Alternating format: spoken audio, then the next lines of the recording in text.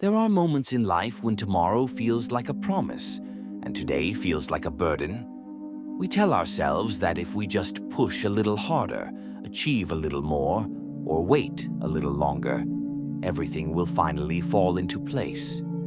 Yet, in that endless chase, the present, the very life we are living, slips quietly through our fingers. This story will show you why true fulfillment doesn't wait for tomorrow. Why the dreams you pursue must be anchored in the now, in the attention you give, in the small, deliberate choices you make each day.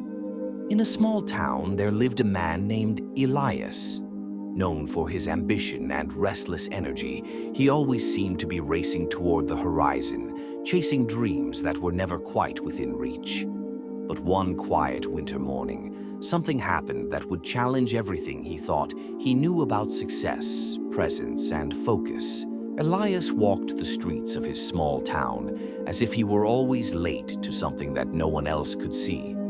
The snow had just begun to settle on the rooftops, soft and silent, yet his mind was noisy with lists, deadlines, and dreams that always seemed just beyond reach. He was admired for his ambition, for the way he carried himself with restless energy, but few understood the quiet ache behind his smile, the hunger that never quite settled. Each morning he would rise before the sun, a ritual of discipline that he had convinced himself was the only way to keep moving forward. His apartment was neat, his routines precise, yet there was a subtle emptiness he couldn't name. Meetings, emails, projects, promises to himself. They filled the hours, but not the heart. Elias wanted more than recognition. He wanted a life that mattered, a proof that all the chasing would someday be worth it. He often told himself that tomorrow would be the turning point. Tomorrow, he would launch the project that would define him. Tomorrow, he would finally feel whole. And yet, today, the quiet moments, the laughter of friends, the warmth of a shared coffee, he ignored. He didn't see them as opportunities. He saw them as distractions. As he walked past the frozen river at the edge of town, the reflection of the early morning sky shimmered across the ice. For a brief second, he wondered if he was running in circles. But the thought was fleeting. There was work to be done and dreams to catch. Presence was a luxury, he reminded himself, and focus was everything. Little did Elias know the very habits that had brought him this far, the discipline, the drive, the relentless pursuit of tomorrow, were also quietly setting the stage for a fall. And sometimes it takes losing what we chase most to finally understand what we've been missing all along. Elias's life began to take shape in the way he had imagined, though not without struggle. Every early morning, every late night, every moment of sacrifice seemed to whisper back promises of reward. He completed projects with precision, earned praise from colleagues, and found his name circulating in conversations where it had never been before. Success, he realized, wasn't just an idea. It was tangible, visible, and undeniably sweet. The town, once quiet and small in his eyes, now seemed to pulse with opportunity. He moved through it like a man on a current, each small victory propelling him faster toward the next. His apartment, once merely neat, now reflected his achievements. Certificates hung carefully on the walls, awards lined the shelves, and even the smallest details of his life seemed to signify progress. Elias felt alive, purposeful, as if the world had finally aligned with his ambitions. And yet, beneath the surface, there was a subtle shift he couldn't yet name. The friends who had once shared quiet mornings with him had grown distant, left behind in the wake of his relentless pace. Meals were skipped, conversations shortened, and moments of pause, once unnoticed, were now absent entirely. He brushed it off. Success required sacrifice, he reminded himself. The present could wait. With each passing week, Elias's confidence swelled. He began to trust that his discipline, his focus, and his restless energy were enough to carry him wherever he wanted to go. There was pride in the way he moved, in the small victories stacking themselves into a ladder of accomplishment. And yet, as he reached for the next rung, the horizon seemed to stretch just a little farther away. He did not yet understand that the very momentum carrying him upward, his drive, his obsession with tomorrow, was also quietly fraying the threads of his life.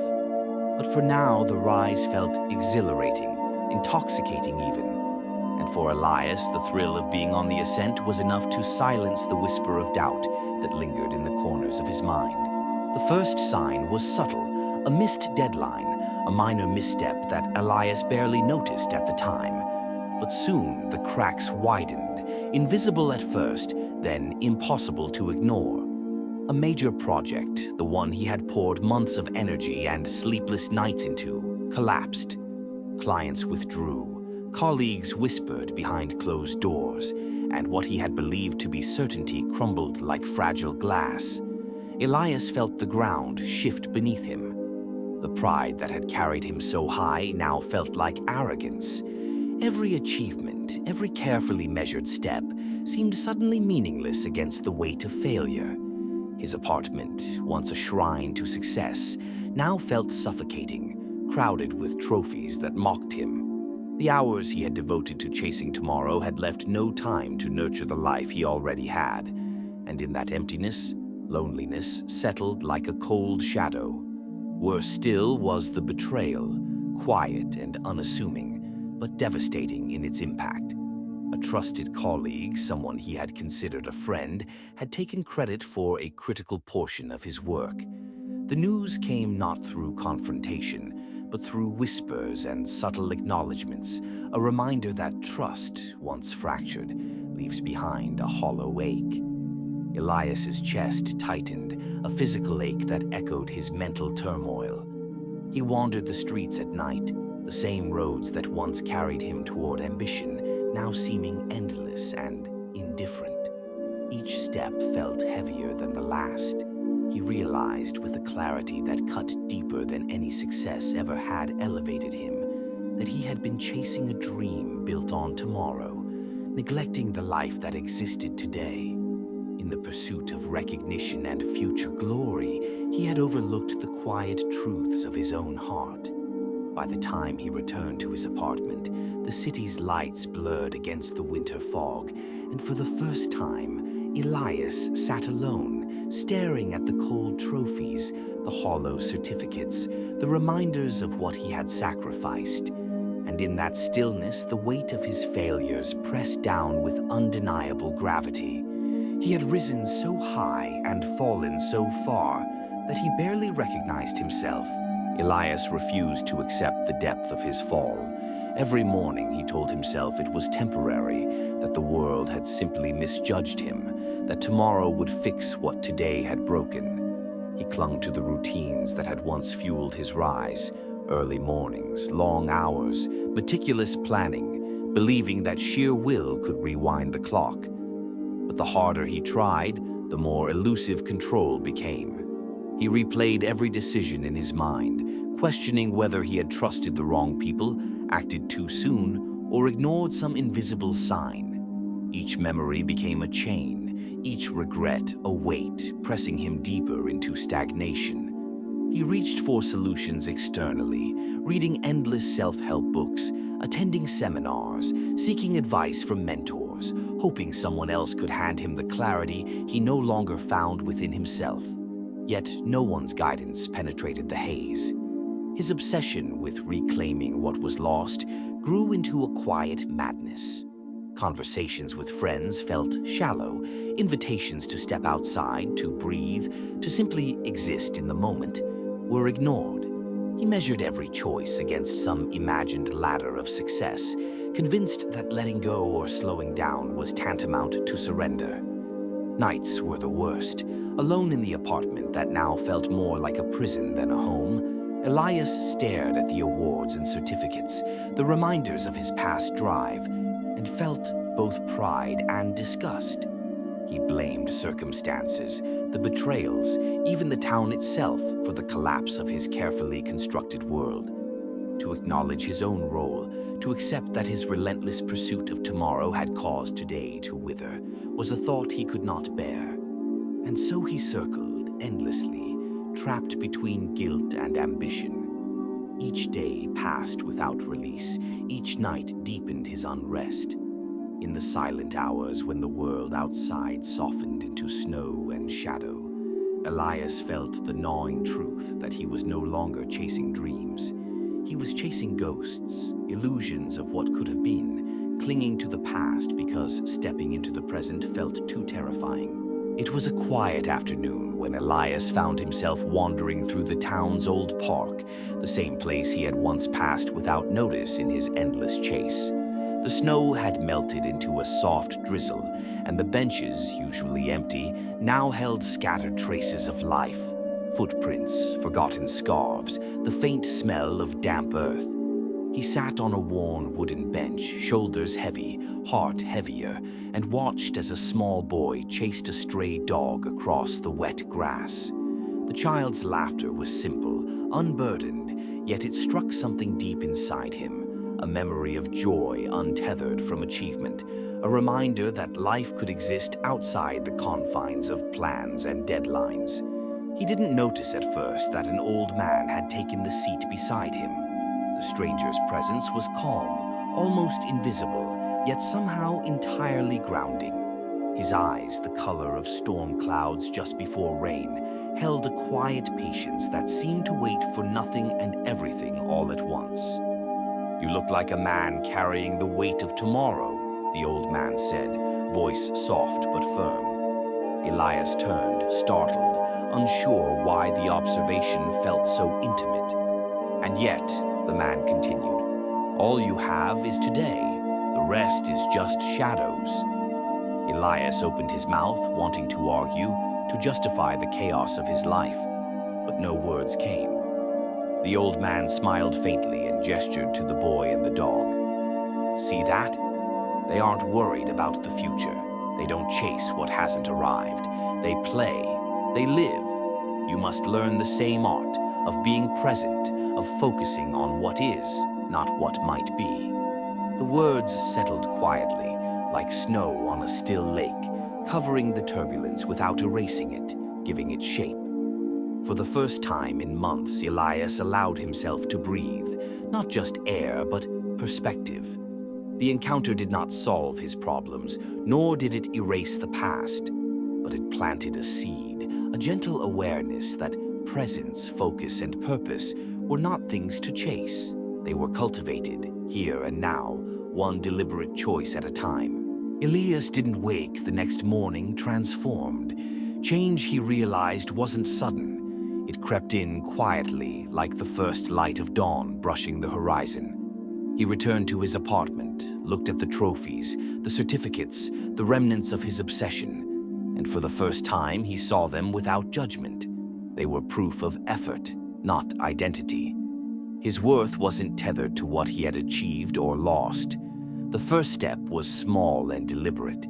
He brewed coffee and sat by the window, watching the street below without distraction. He noticed a shopkeeper greeting a customer, the way the wind carried the smell of wet earth, the rhythm of people moving in their own lives. The ordinary became extraordinary simply because he was present. For the first time in months, he let himself feel the warmth of quiet observation, the peace in simply being. Elias began reconnecting with neglected friendships. He didn't force grand gestures. He sent simple messages, accepted invitations, and allowed conversations to flow without expectation. He listened, not for advantage, not for recognition, but to understand, to share, to inhabit the moment. Each exchange felt like a small victory, a subtle reclamation of the life he had abandoned to ambition. Work, too, transformed under this new rhythm. He approached tasks with care and focus, not frantic urgency. The projects he undertook were still challenging, but he measured progress by presence and intention rather than only outcome. The satisfaction of mindful effort replaced the hollow thrill of unchecked achievement. Even his failures no longer crushed him. Each misstep became a teacher, each setback a signpost, guiding him toward balance rather than despair. He discovered strength in humility, courage in letting go, and the quiet healing that comes from patience with oneself. Elias was not the man he had been before. He was gentler, calmer, more attuned to the pulse of life around him. Rebirth, he realized, wasn't about reclaiming what was lost. It was about discovering what had always been waiting within him, quietly and patiently, for the moment he was ready to notice. Winter began to fade, and the town slowly awakened under the soft gold of early sunlight. Elias felt the change not just outside, but within himself. The restless tension that had gripped him for years had softened into steady focus. He no longer chased the horizon. Instead, he moved through each day with intention, embracing the rhythm of life rather than resisting it. His mornings were no longer a race against time. He walked to work with awareness, noticing the crisp air, the sound of children laughing, the scent of fresh bread from the bakery on the corner. At the office, he approached each project with care, not urgency. Decisions were made with thought, not panic. He celebrated small wins and accepted setbacks with calm, knowing that each moment was part of a larger journey. Elias also nurtured relationships he had once neglected. Meals shared with friends became moments of genuine connection rather than interruptions in a busy schedule. Conversations were no longer tools for advancement. They were bridges to understanding, empathy, and shared joy. He discovered the quiet strength of presence, the way attentive listening could heal both others and oneself. Even ambition took on a new form. His dreams remained, but they were grounded in the present, nourished by discipline and patience rather than frantic chasing. The future was no longer a shadow to escape into, but a horizon approached step by step, with courage and purpose guiding each move. Most importantly, Elias found peace in letting go. The failures, betrayals, and missed opportunities no longer weighed on him like stones. Instead, they became teachers, shaping his character and reminding him that life's greatest lessons are often found in what we cannot control. By the time spring arrived in full bloom, Elias had become a man both strong and serene, ambitious yet present, disciplined yet compassionate.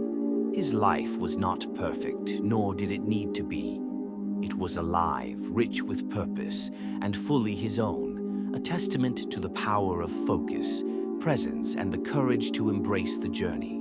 Elias sat on the same park bench where he had met the old man, the city bathed in the soft glow of evening. He reflected on the journey, the rise, the fall, the long months of denial, and the quiet rebirth that had followed. And in that reflection, a clarity emerged, a set of truths he wished to share, not as advice, but as gentle guidance for anyone who might find themselves lost, chasing tomorrow.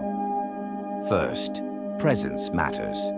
Life is not waiting for your achievements to make it meaningful. It is alive in the moments you are fully there. Second, focus with intention, not desperation.